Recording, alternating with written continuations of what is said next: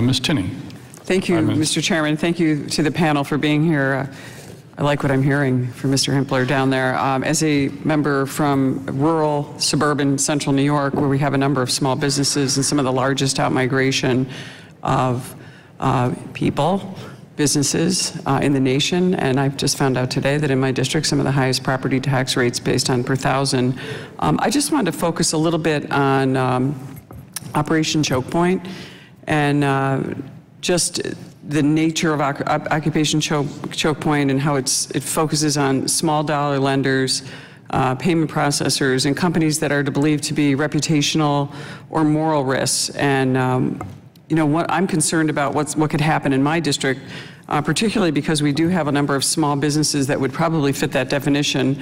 One being Remington Arms, the oldest continuously running manufacturing firm, which happens to be large, but there are other smaller offshoots, such as an Oriskany Arms, that could be targeted by an Operation Choke Point, a small startup that's making firearms for right now for the hunting and personal protection, but Remington also, provides for our military.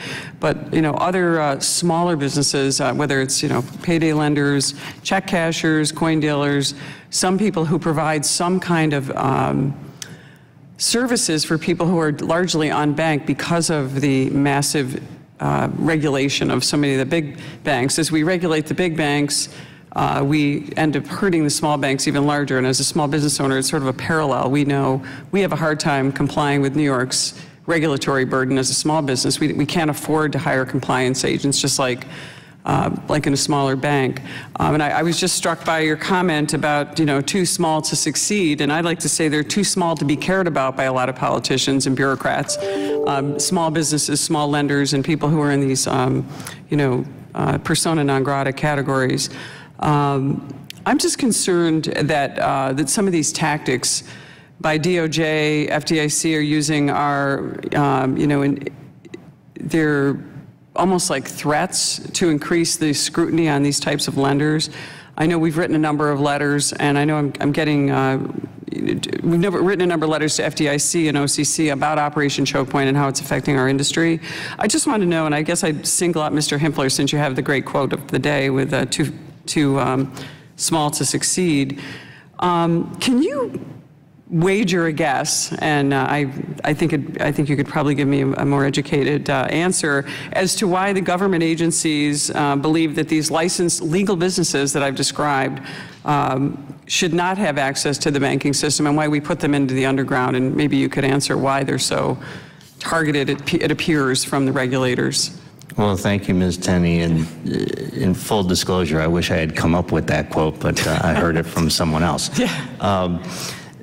I think your point is dead on. And whether we're talking about choke point or whether we're talking about using the unfair prong of UDAP, you have folks in the regulatory community, be it at the CFPB, FDIC, and others, that feel a need to stand in place of the judgment of hardworking Americans and how they utilize the credit system.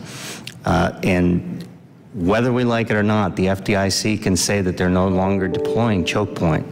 That message has not gotten down to the rank and file. Our members are still being subjected to the questions that call into question whether or not they're a moral provider of credit. Our association is 100 years old. We were formed with consumer groups in order to provide access to credit for hardworking Americans at the turn of the last century, folks in steel mills, folks in factories and the likes that the banks couldn't provide credit to. And we take great pride in the fact that we're able to work directly with the consumers that we serve. But the CFPB and the FDIC and others have made it increasingly difficult by not following a rule of law, not providing clear guidelines, and coming up with squishy standards such as unfair because somebody doesn't think it's appropriate. All we're looking for is to be treated fairly. Do you think that some of these are targeted or calculated attempts to eliminate an industry that might not be, or someone that's involved in a banking institution or a financial institution of this nature that's just not desirable in their world.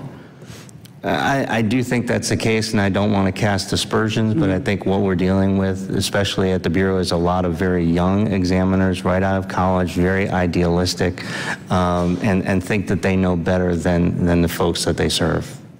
Thank you very much. I think my time